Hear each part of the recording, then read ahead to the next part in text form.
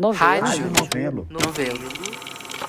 Pelo amor de Deus, eu vou ficar com medo de olhar, que eu vou ficar com medo das pessoas se machucarem. Tá começando o Rádio Novela Apresenta. Eu já fui. Você já se machucou? Eu já. Eu sou a Branca Viana. É a coisa mais distante do meu universo que possa existir. Um dia desses, eu sentei com o Gilberto Porcidônio pra gente conversar sobre uma coisa que é muito familiar pra ele e nada familiar pra mim. Vai lá, me conta o que é uma roda punk. A roda punk é quando você encontra em um show de rock. Agora não só de rock, né? Agora tem de trap, tem música baiana, tem muitos grupos assim também. Até no pop tem isso, que é várias pessoas dançando ao mesmo tempo, como se fosse num bololô só, com braços e pernas de um lado pro outro, e com muito toque, com muito encostão, com muito calor humano nesse sentido, né? Porque tá todo mundo dançando junto, se esbarrando, propositalmente mesmo.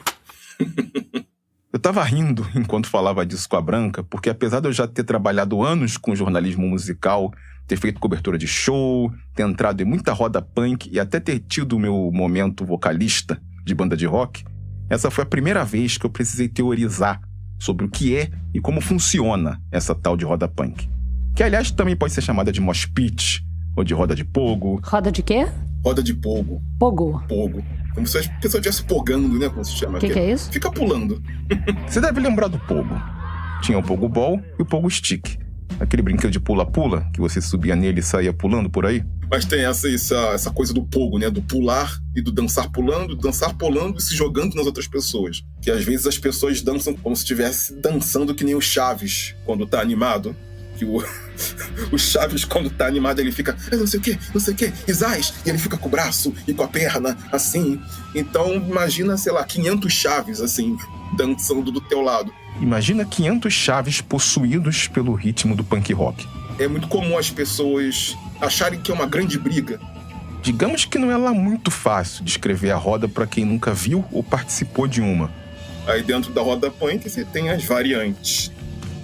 Tem o Circle Pit, que é quando todo mundo dança rodando, como se fosse uma grande ciranda gigantesca, com várias pessoas rodando ao mesmo tempo. Tem o que eles chamam também de Wall of Death, ou Paredão da Morte, que é você dividir o público em lado A e lado B, e em algum momento fazer esses dois grupos se encontrarem no meio da pista como se fosse uma horda de guerreiros medievais, sabe? Uma coisa meio assim, acho que essa é a melhor definição.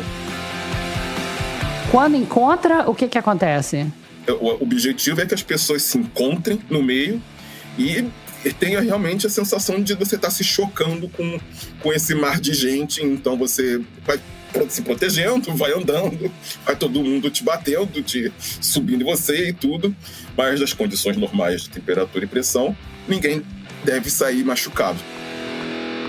E aqui a gente chega no cerne da questão, ou no centro da roda.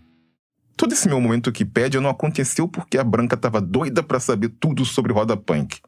É que nos últimos tempos eu me peguei pensando muito nessas tais condições normais de temperatura e pressão que a roda precisa ter. Eu vi muito homem nesse vídeo que você me mandou. Tem mulher também que faz essas rodas junto? Essa é uma questão. A questão é, essas condições normais são normais para quem? Essa pergunta me fez lembrar de uma história de uma amiga minha, a Fefa, que na verdade chama Fenícia Contreiras. Eu tenho 38 anos, trabalho em navio de cruzeiros pelo mundo afora. E eu comecei a gostar de rock quando eu era adolescente. Eu comecei a ouvir Planet Hemp. E aí comecei a me interessar também por bandas mais underground. Eu conheci a Fefa muitos anos atrás, justamente por causa dessa cena underground carioca dos anos 2000. A nossa maior diversão era desbravar shows e rodas pela cidade. E foi numa dessas andanças que um dia, em 2005, eu precisei socorrer a Fefa. Eu vou ser muito sincera, assim, eu mesmo não lembro de muita coisa, porque foi uma coisa muito rápida. Então deixa que eu começo. A gente estava na praça de Rocha Miranda, na zona norte do Rio. Em Rocha Miranda tinha esse show underground e tal, no meio da praça que a gente ia. E a gente estava na roda e tal. Aí, bem no meio da roda, na frente da Fefa, surgiu um cara com uniforme completo de headbanger. Ou se preferir, do metaleiro. Cabelo grande, roupas de couro, corrente no pescoço e bracelete com spikes, que são aqueles espinhos de metal. Ele estava lá, pulando e girando os braços sem parar. Até que no meio da empolgação, o braço dele, com um bracelete de spike, foi parar na cara da Fefa. E aí eu levei um soco no meio da roda e a minha boca literalmente abriu igual uma couve-flor. Eu tava um pouco bêbada, então no momento aquilo não me assustou muito, na verdade. Mas depois eu comecei a ficar um pouco mais assustada. No desespero da situação, eu e outros amigos que estavam juntos, a gente pegou a Fefa e entrou na primeira van que passou. Foi todo mundo pro hospital. Eu levei 14 pontos, alguns internos, alguns externos. E pra mim, assim, além disso, eu era uma adolescente, não digo uma adolescente, mas uma jovem adulta de 20 anos. Imagina eu sair de casa para um show que, na verdade, minha mãe nem queria que eu fosse. E eu voltei às 6 horas da manhã com a beiça cheia de pontos. Inclusive, se ela estiver ouvindo hoje, ela vai descobrir que eu levei um soco no meio de uma roda punk. Porque, na verdade, para ela, eu falei que eu levei um tombo e bati com a boca no meio fio. A gente espera que essa revelação não gere nenhuma crise na família da Fefa. Mas lá em 2005, aquele soco deu uma balançada na relação dela com as rodas punk. Inclusive, depois eu fiquei até um pouco traumatizada com isso e comecei a entrar na roda com muito mais cautela. E com o passar do tempo eu acabei parando e eu posso dizer assim que foi bem por esse episódio. Tinha sido um acidente. Em teoria, aquele machucado poderia ter acontecido com qualquer pessoa. Mas tinha outras coisas que a Fefa notava sobre o que significava ser mulher ou menina numa roda punk. Assim, de coisa de violência que acontece na roda punk só por ser menina, eu até senti muito mais, assim, nesse período que eu comecei a me afastar. Porque quando eu comecei a me afastar, eu comecei, ao invés de entrar na roda, assim, no meio da roda, eu comecei a participar da roda, assim, ficando mais na parte de fora. E acontecia muito dos meninos, assim, que nem estavam na roda, de empurrar a gente pra dentro da roda, ou então de puxar o nosso cabelo ao mesmo tempo que empurrava o nosso joelho pra gente cair de joelho. Ou então eu já tive também situações de que pessoas literalmente me tiraram da roda, me pegaram do colo e me tiraram da roda e falaram: não, aqui não é lugar de menina, você não pode participar da roda.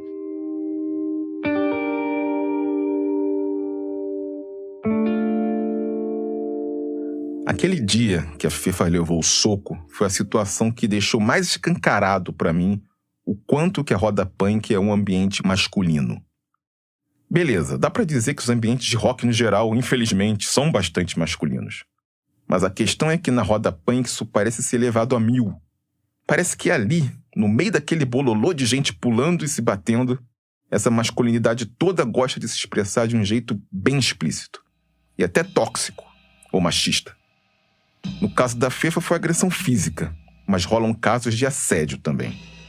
E conversando com a Fefa, eu fiquei pensando que, por um lado, participar da roda dá uma sensação de rebeldia para quem é mulher. De estar ali fazendo uma coisa que, teoricamente, só os meninos eram permitidos a fazer. Então isso dava uma sensação de poder. Mas por outro lado, fica essa ideia de que a roda não é lugar de menina. E claro que esse papo não faz sentido nunca. Mas faz menos sentido ainda quando a gente está falando de roda punk, do objetivo dela e do que, afinal de contas, leva as pessoas para dentro desse bololô. O que mais me atraía na roda era exatamente a sensação de liberdade que a gente tinha. Tá no meio da roda dá uma sensação de liberdade. É um negócio de sentir a música, de deixar o corpo se expressar livre. Mas essa liberdade não é a mesma para todo mundo. E como faz para mudar isso?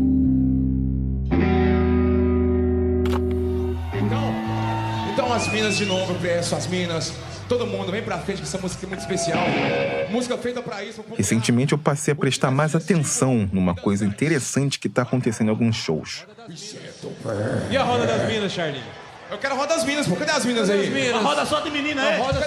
Essa gravação é de um show da banda Black Pantera, no Rock in Rio de 2022. Tá abrindo pras meninas Franzi, cadê as minas?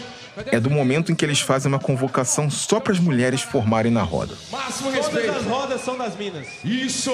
Gilberto, a quantidade de mulheres que nunca foram na roda... Esse é o baixista do Black Pantera, o Cheyenne da Gama. A militância antirracista sempre foi muito forte na banda. E o Cheyenne me contou que conforme eles foram crescendo e fazendo mais sucesso, outras demandas foram chegando, como a roda punk das mulheres. Essa semana mesmo, uma mulher de 42 anos... Ela falou assim, a primeira roda que eu vou na minha vida, eu sempre quis ir numa roda, e foi a primeira, e foi no show do Black Panthers. E aí, velho, se você não... Um show que você não faz, elas te cobram, cara. Elas já estão na segunda música pedindo. Cadê a roda das meninas?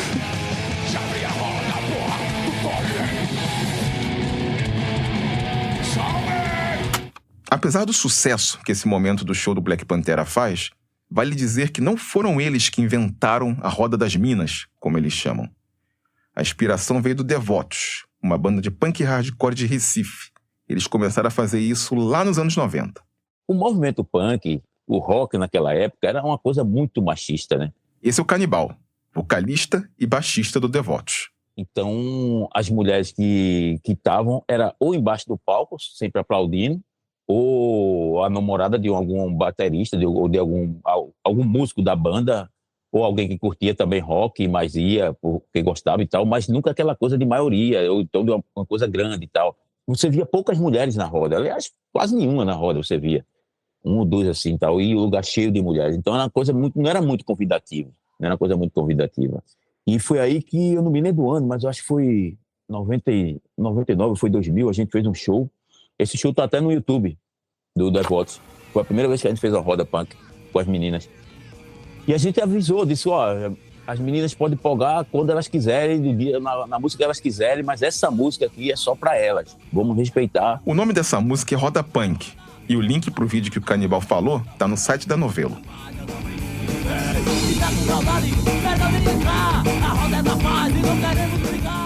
Foi uma loucura, assim. Aí foi que eu senti a necessidade que eu via de que elas queriam estar dentro de uma roda. Algumas entravam mesmo dentro das rodas que estavam os homens, mas tinha muitas, uma maioria muito grande que tinha vontade de entrar e tinha medo. No vídeo dá pra ver as minas se divertindo lá no meio. Mas para algumas pessoas, as rodas só de mulheres não são uma solução definitiva. Provavelmente essas mulheres não entram nas outras músicas porque realmente não se sentem protegidas pela quantidade de homem querendo se matar ali no meio, querendo mostrar toda a sua testosterona, e não entra.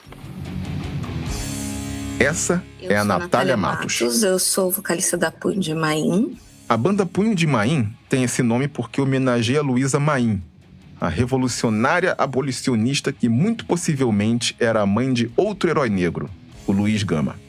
A Natália está no movimento punk desde os anos 2000. E a Punho nasceu em 2018, já nessa pegada de questionar o que quer que seja, principalmente questões de gênero. E mesmo sendo essa uma bandeira da banda, a Natália me contou que já sofreu assédio até em cima do palco. Uma vez eu estava tocando no interior com a outra banda e tava aquele povo assim, sabe? Da hora. A gente não parava, emendava uma música na outra e tava demais, tava incrível. Só que aí teve uma hora que um cara que tava assim na minha frente bateu o microfone no meu dente, bateu na minha mão que eu bati o microfone no meu dente. Falei, ai. A segunda vez eu falei, ai, eu fiquei. A terceira vez, ele veio com as mãos assim, ó, nos meus peitos. Aí eu já larguei o microfone, os caras continuaram a tocar, eu desci do palco e sim, bati nele. Aí pedi pros caras da casa colocar ele pra fora, senão não ia continuar.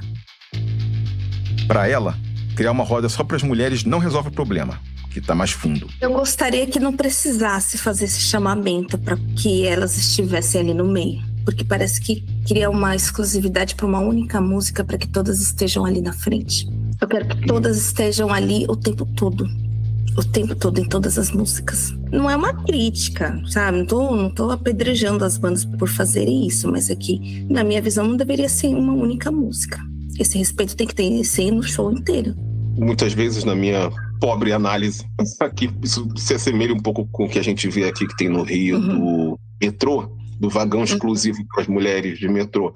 E aqui se questiona muito por que, em vez de combater isso por meio de policiamento, de política pública, de coisas do gênero... Tem que reservar um vagão exclusivo para que essas mulheres entrem e se sintam minimamente seguras, né?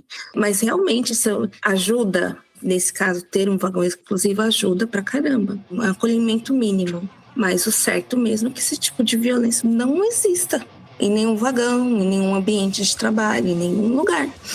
Você vê também que a roda das mulheres seria esse mínimo do mínimo, assim, também?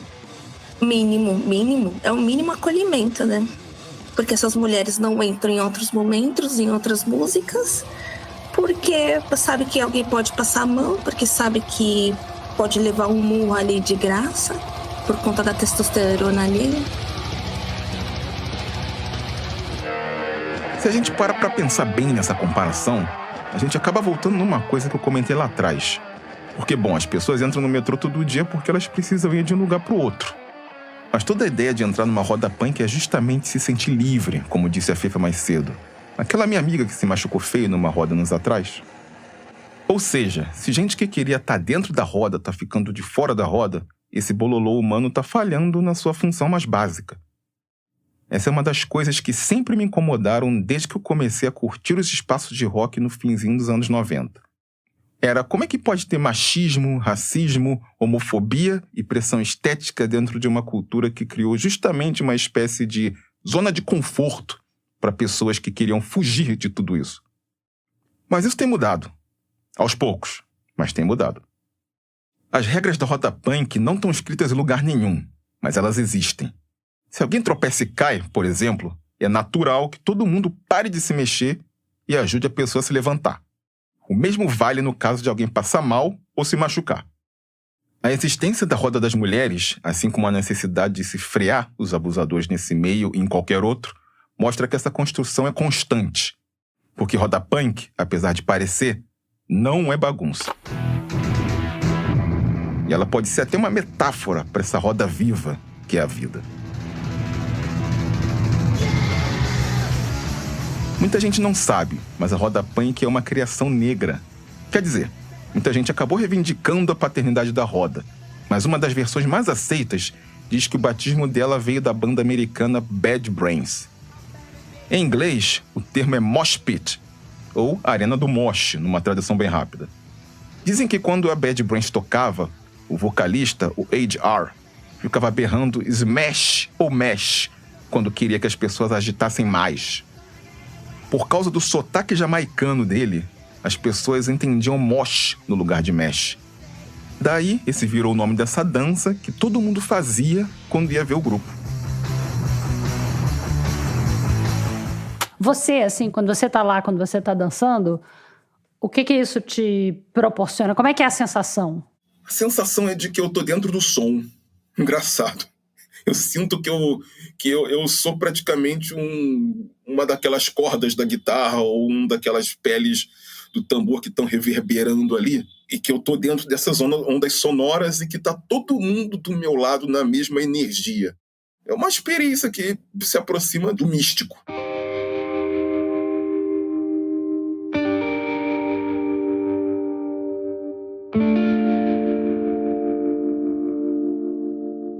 Fazendo algo pensado em conjunto, todo mundo da mesma energia, na mesma sintonia.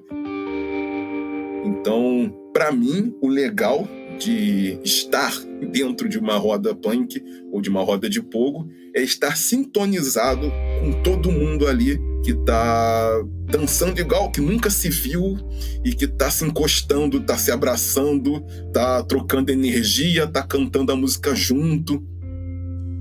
Então isso é uma coisa que, para mim, é muito bonita, isso tudo.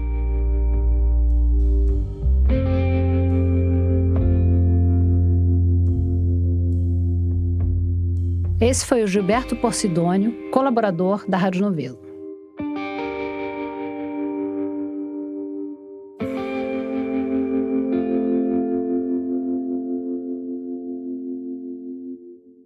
Essa semana, a gente está contando histórias sobre os estranhos espaços que são separados para as mulheres na sociedade.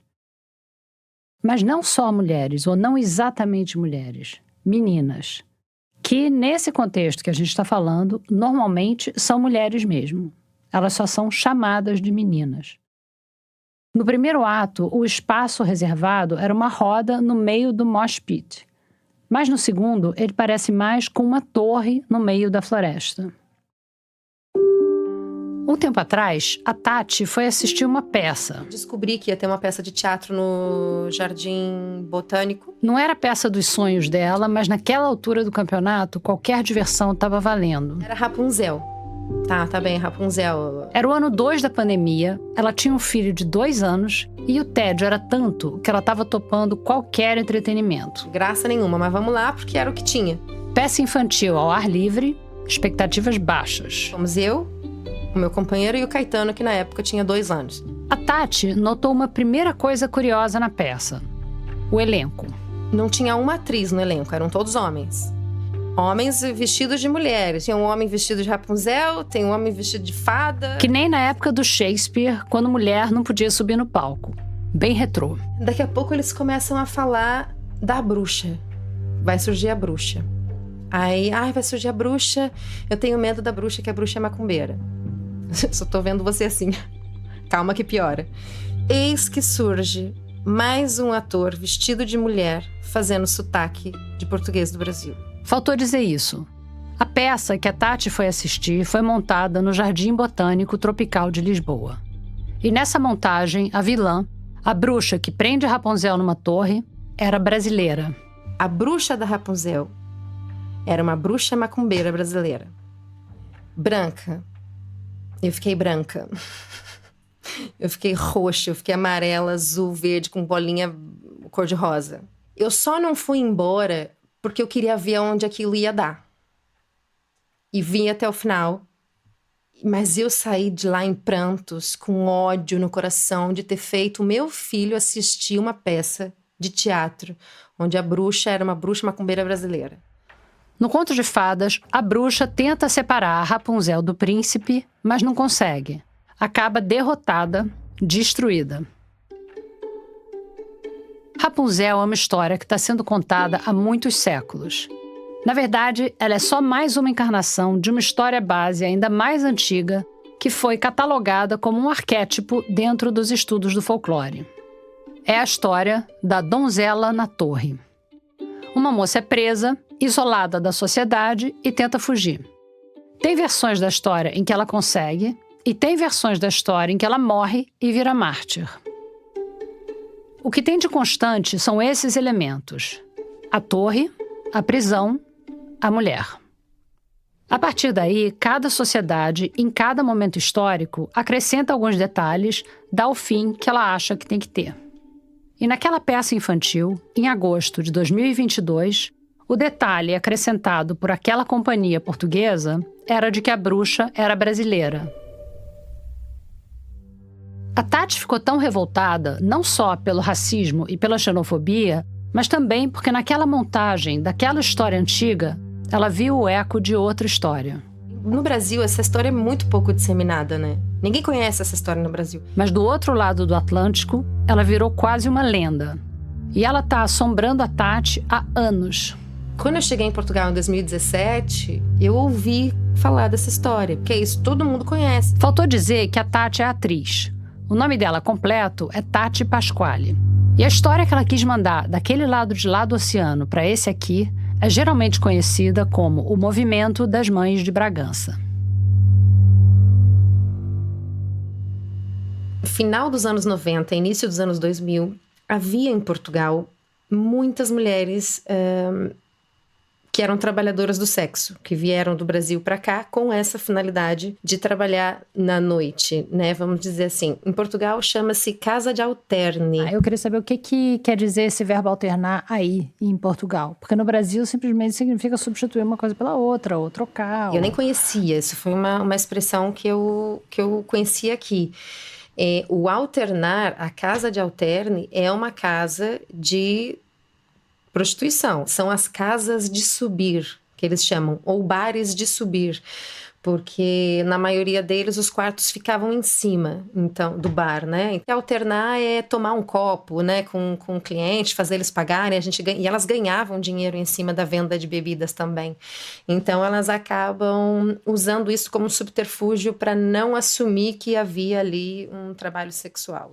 Um detalhe importante: em Portugal, assim como no Brasil, se prostituir não é crime. Não é ilegal. Uma prostituta não vai ser presa por estar vendendo o corpo. Uma trabalhadora do sexo não é presa por isso. Uma pessoa ganhar dinheiro em cima de outra pessoa que está trabalhando com sexo, isso é crime. Então, estamos no começo dos anos 2000, com mulheres brasileiras fazendo trabalho sexual em Portugal. Mas vamos dar um zoom no mapa, porque o palco da nossa história é uma cidade no norte do país. Esse lugar específico de Portugal, que é Trás-os-Montes, e essa cidade especificamente, que é Bragança... Bragança era, e é até hoje, uma cidade pequena, de uns 30 e poucos mil habitantes. Ali aconteceu um boom, ali aconteceu um movimento mesmo muito forte dessa chegada dessas mulheres, principalmente porque havia um empresário da noite que abriu uma mansão, uma casa gigantesca no topo de uma colina, onde tinha lá mais de 30 quartos. O nome dessa casa de alterne era Montelomeu, e ela realmente não era nada discreta. Chegou até a patrocinar o time de futebol local. A imagem de marca do patrocinador ainda não chegou às camisolas dos jogadores do Bragança, mas publicidade não lhe tem faltado.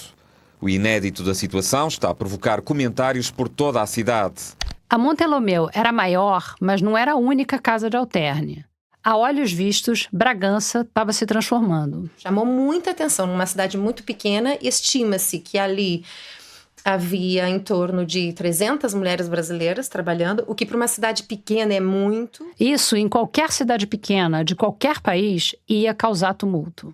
Mas, além de tudo, Bragança é uma cidade muito católica. Qualquer lugar que você vai daquela cidade, você vai ver igreja, você vai ver cruzes, você vai ver imagens de santos e tudo mais. E elas eram voluptuosas e bonitas e produzidas, e salto alto e maquiagem, frequentavam cabeleireiros. Elas renderam muito dinheiro à cabeleireira da região. A Montelomeu abriu em 2002. E no começo de 2003, logo depois da Páscoa, começou uma pequena revolta. 4 mulheres, 4 mães da cidade, deram o pontapé. E aí elas começaram, essas 4 mães que foram as precursoras do movimento, iniciaram um abaixo-assinado. Elas escreveram uma carta que é... Não sei se você teve a chance de ler o manifesto. Eu acho que aquilo não serviria nem para conseguir uma assembleia de condomínio. Elas conseguiram fazer uma revolução com uma carta. Eu pedi para Tati ler essa carta para mim. Eu adoro essa carta. Pedimos desculpa pela ousadia que tomamos, dirigindo-nos a Vossa Excelência no sentido de ser o nosso porta-voz, de nos ajudar a minimizar o flagelo que se abateu sobre Bragança e, em particular, nos nossos lares.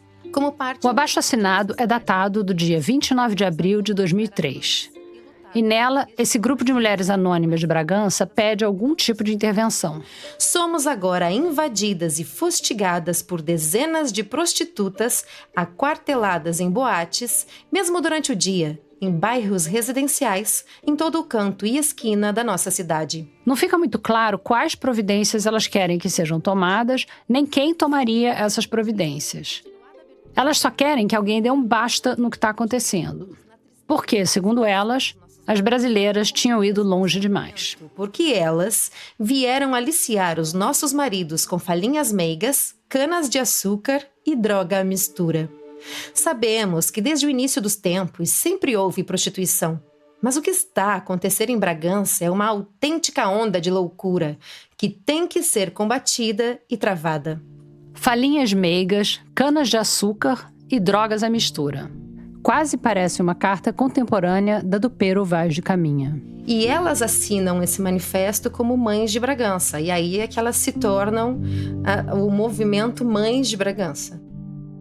Essas mulheres, as Mães de Bragança, alegavam que os maridos delas tentavam deixar de ir às casas de alterne, mas não conseguiam.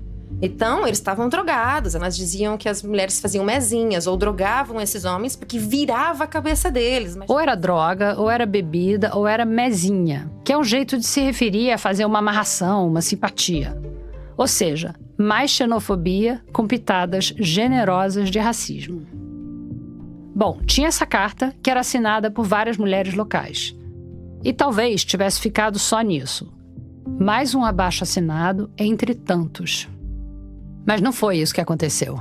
Existia uma jornalista lá, que é a Helena Fidalgo, e ela conta muito bem essa história, que ela já queria noticiar essa quantidade de mulheres brasileiras que andavam ali nessas casas. Ela já queria há muito tempo noticiar aquilo, mas não havia não tinha uma razão, sabe? Qual é o grande mote, né, dessa reportagem? Prostitutas em casa de hotel? Isso não tem grande efeito midiático. Só que aí uma das mães de Bragança que iniciou esse movimento era conhecida dela e procurou ela para contar e mostrar essa carta. E aí essa jornalista com essa carta, com esse movimento, consegue uma pauta no jornal onde ela trabalhava e aí ela faz a matéria. E aí começa. Queixam-se de terem os lares destruídos pela invasão de imigrantes, sobretudo brasileiras, que alegadamente se dedicam à prostituição. Saiu num jornal, depois outro. Até que chega na revista Time, que é a Time europeia. Essa história sai na capa da revista. O título da matéria era When the Meninas Came to Town. Ou Quando as Meninas, assim, em português mesmo, meninas, chegaram na cidade. Lá em Bragança, as brasileiras eram conhecidas assim, por meninas. E a manchete na capa era Europe's New Red Light District. Quer dizer, o novo bairro da luz vermelha europeu, em referência à famosa zona de Meretrício de Amsterdã. Boa tarde. Bragança é o novo bairro europeu da prostituição. A manchete é da edição europeia da revista norte-americana Time, que dedica a capa e 7 páginas às brasileiras que invadiram Bragança. Além da manchete, na capa tinha foto de uma mulher sob uma luz vermelha, usando um vestido bem justo e parada no meio da Praça da Sé de Bragança, em frente à antiga catedral. Mais tarde, o fotógrafo assumiu que a foto foi armada, porque as trabalhadoras do sexo da cidade ficavam dentro das casas de alterne, e não daquele jeito na esquina, e muito menos em frente à catedral. Tanto a jornalista quanto o fotógrafo dizem, não, isso nunca existiu, elas nunca estiveram na rua. Mas, de qualquer forma, a capa caiu que nem uma bomba. As rusgas existiam. Sempre batia a polícia nas casas de alterne, sempre. Isso sempre aconteceu. Mas como aquela foi depois da Time mesmo. Agora faz 20 anos, finais de 2003, foi quando saiu a capa da Time. Em fevereiro de 2004, foi quando, no Dia dos Namorados, dia 14 de fevereiro de 2004, foi quando as casas de alterne foram fechadas para sempre. A mega operação policial, coordenada pelo Ministério Público, foi realizada em simultâneo nos 3 maiores bairros de alterne da cidade, praticamente os únicos que ainda funcionavam. O dono da Montelomeu foi acusado de lenocínio, quer dizer, cafetinagem, de lucrar com o trabalho sexual de outra pessoa e também de facilitar a imigração ilegal. Ele passou anos fugido, mas depois acabou cumprindo a pena e hoje está solto. E até hoje existe casa de alterne em todas as cidades de Portugal, menos em Bragança. Nunca mais abriu uma casa de alterne em Bragança. Estão todas em ruínas até hoje. Foi essa a história que a Tati ouviu quando ela se mudou para Portugal. A saga das mães de Bragança, que derrotaram as invasoras brasileiras e varreram as casas de alterne da terra delas. E aí fui ler sobre esse assunto e vi que o preconceito contra a mulher brasileira potencializou depois desse caso, né?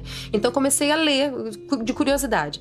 Havia aquelas reportagens muito superficiais, né, dessas trabalhadoras do sexo, mas não havia um aprofundamento sobre quem elas eram, por que elas estavam aqui, o que elas vieram fazer, como é que era a realidade. Na época, a Tati estava num curso de direção de cinema. Então eu fiz esse projeto de documentário para tentar entender o outro lado. Esse meu primeiro projeto foi para tentar entender o lado das brasileiras. Ela e um colega, o Bruno Moraes Cabral, foram até Bragança tentar mapear essa história melhor.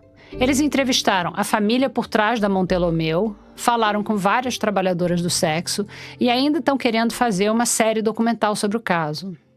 Nas conversas que eles tiveram, uma coisa ficou clara.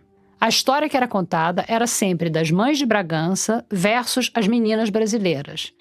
Mas pesquisando, eles entenderam que tinha mães dos dois lados. A maioria veio de Goiás, mas tinha de Vitória, no Espírito Santo, tinha do Rio de Janeiro também. E a maioria delas vinham de uma situação precária, eram mães solo. Uma questão que sempre surge quando a gente pensa na vulnerabilidade das profissionais do sexo é: quanto que essas mulheres têm controle sobre a própria situação? Vale dizer que nessa operação policial, nas 3 casas, não tinha nenhum indício de que as mulheres estivessem sendo presas ali, impedidas de sair de alguma forma. E nas conversas que a Tati teve, também não surgiu nenhum indício de que houvesse coerção. Ninguém obrigou elas a nada. Vieram porque quiseram. Não estão fazendo mal a ninguém. Estão fazendo o trabalho delas que elas acham que é justo. Estão ganhando o dinheiro delas. Estão enviando dinheiro para o Brasil. Elas usavam aqui, gastavam com elas, faziam o que tinham que fazer, sustentavam os filhos no Brasil, pagavam alguém para cuidar dos filhos do Brasil. Estavam ali cuidando da vida delas. Cuidando da vida delas, mas de um jeito que acabava afetando a vida das mulheres bragantinas. São mães de família, numa cidade católica, interiorana. Elas cresceram, foram educadas para se casar. Casaram, tiveram filhos, cuidam da casa. É um trabalho full time, é um trabalho 24 horas por dia. A gente sabe, quem cuida de casa, quem cuida do filho e trabalha, a gente sabe que é um trabalho duro. De repente, esses homens deixam de entregar o dinheiro para a família e passam a gastar o dinheiro na casa de alterno. De um lado você tem essas mães de Bragança e do outro lado você tem essas mulheres brasileiras. Se você for olhar para a realidade delas, elas estão, cada uma está na sua realidade dura, batalhando pela sua vida e pela sua família. Isso foi o que a Tati viu na investigação dela. Mas em Portugal, dá para dizer que a memória dessa história ficou um pouco parcial para um lado. Tudo que se falava sobre o assunto falava da perspectiva das mães.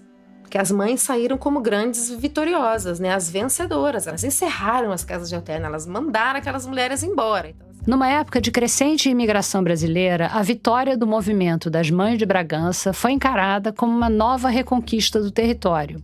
A reconquista do século XXI. Como um momento em que as portuguesas retomaram o território delas. E elas fazem o que podem para manter a memória desse movimento viva. E olha que engraçado, eu sou atriz, né? E aqui, falando essa coisa toda dos estereótipos da mulher brasileira em Portugal, coincidentemente, no mesmo dia que eu voltei da primeira viagem a Bragança, eu recebi um telefonema da minha agência me chamando para fazer uma participação numa novela como prostituta. Era o papel como prostituta. E eu, claro, óbvio, vamos lá. E fiz uma participação numa novela, entrei em 4 ou 5 episódios. Parece que o patrão gostou de você. E o que quer dizer isso? Que você vai ficar com os melhores clientes. Não fica assustada. Já já você se habitua.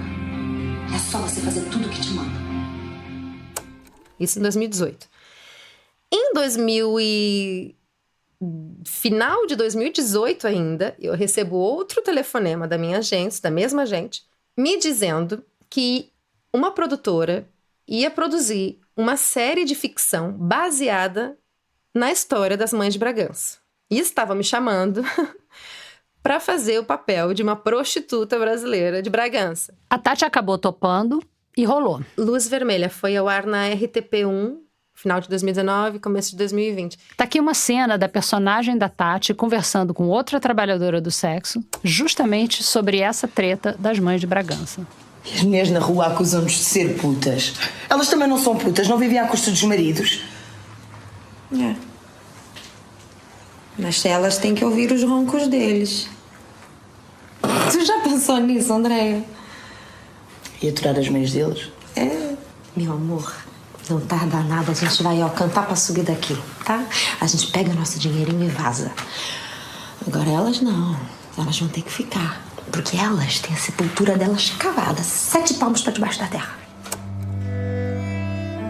Era como se a Tati estivesse entrando cada vez mais dentro da história. Entre a novela e a série, foi onde eu comecei a me relacionar com o meu atual companheiro, cuja ex-mulher é de Bragança. Foi aí que as coisas começaram a ficar um pouco reais demais. Quando eu vi isso tudo acontecer comigo, eu caralho, é real, sabe? Porque a gente lê essas coisas, a gente ouve falar essas coisas, a gente sempre acha que tem um dedinho de exagero, né? A gente sempre acha que isso, alguém foi lá, é o telefone sem fio, né? Fui contando a história, aquilo foi aumentando, foi aumentando, foi aumentando.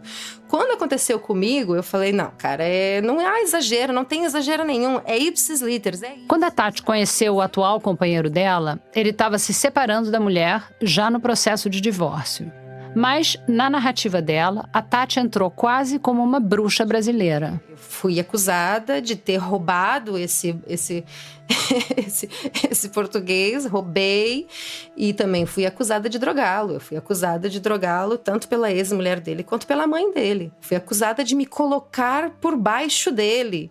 Eu fui acusada de colocar drogas na bebida e na comida. Eu fui chamada de macumbinha. Fui acusada de ser prostituta. O divórcio já saiu, mas a história não tá pacificada. A minha sogra, ela nunca falou comigo, né? Ela sempre falava com o meu companheiro. Ela nunca falou comigo, tanto que ela não conhece o neto.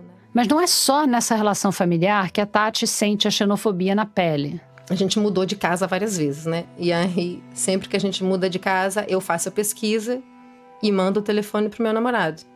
Tipo, ó, liga lá. Nunca sou eu que ligo, porque muita gente se recusa a alugar apartamento para brasileiro. E claro que ela não tá sozinha. E tem grupos aqui de brasileiros em Portugal, no Facebook, não sei o que você vê esse tipo de relato o tempo todo, assim. Eu já tive uma amiga que foi tentar fazer carinho num cachorro, a mulher desculachou com ela porque disse que brasileira não mexia no cachorro dela. Claro que não dá para atribuir todo o preconceito contra brasileiras e brasileiros em Portugal a um incidente que aconteceu numa pequena cidade 20 anos atrás. A Tati não está dizendo isso. A xenofobia tem 1000 fontes. O racismo e a misoginia também. Mas o que não dá para negar é o poder de uma história. Essas histórias que não vão embora, que só ficam arrumando novos personagens, novos cenários, novas oportunidades para serem reencenadas. E tem essa coisa, né? Outro dia eu fiz de novo um teste para um papel de prostituta. Mas dessa vez era um filme, era um longa-metragem. Não fiquei com papel, eles escolheram outra pessoa. Mas eu já ia para o 3º trabalho como prostituta brasileira em Portugal. Isso é mesmo... Eu não me importo nem um pouco, tá? Eu adoro fazer tudo. E acho que dar vida a uma trabalhadora do sexo na ficção é delicioso. Eu adoro. Mas tem isso, cara. Tem mesmo isso.